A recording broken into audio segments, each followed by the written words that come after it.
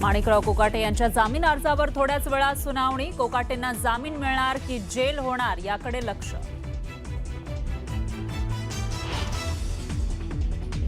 कोकाटेंवर लीलावती रुग्णालयामध्ये coronary angiography केली जाणार, तर नाशिक पोलिसांचं पथक लीलावती रुग्णालयात दाखल।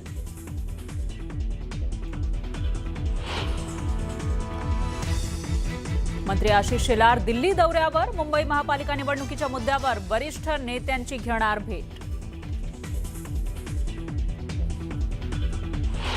सातारा ड्रग्ज प्रकरणामध्ये शिंदेंचा आणि कुटुंबियांचा संबंध नाही, जाणीवपूर्वक शिंदेंचं नाव घेण्याचा विरोधकांचा प्रयत्न। विरोधकांच्या आरोपांना मुख्यमंत्र्यांचं प्रत्युत्तर।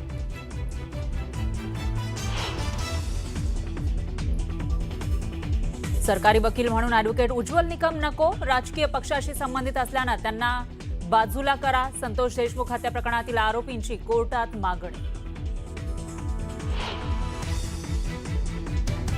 नागपूरच्या बुटीबोरीमधील आवाडा कंपनीमध्ये निर्माणाधीन टाकी कोसळली। दुर्घटनेमध्ये 3 कामगारांचा मृत्यू तर 6 कामगार जखमी।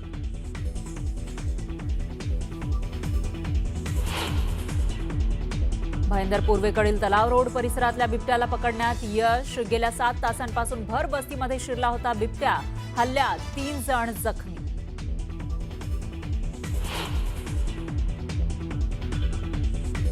लोकसभा अध्यक्षांच्या कक्षात पंतप्रधानांसोबत सर्व विरोधी पक्षातील नेत्यांची अनौपचारिक चहापान बैठक। राजकीय मतभेद बाजूला ठेवत खासदारांकडून संवाद आणि समन्वयाचा संदेश।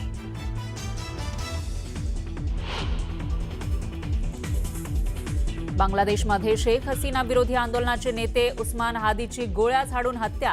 हत्येनंतर बांगलादेशात उफाळला हिंसाचार।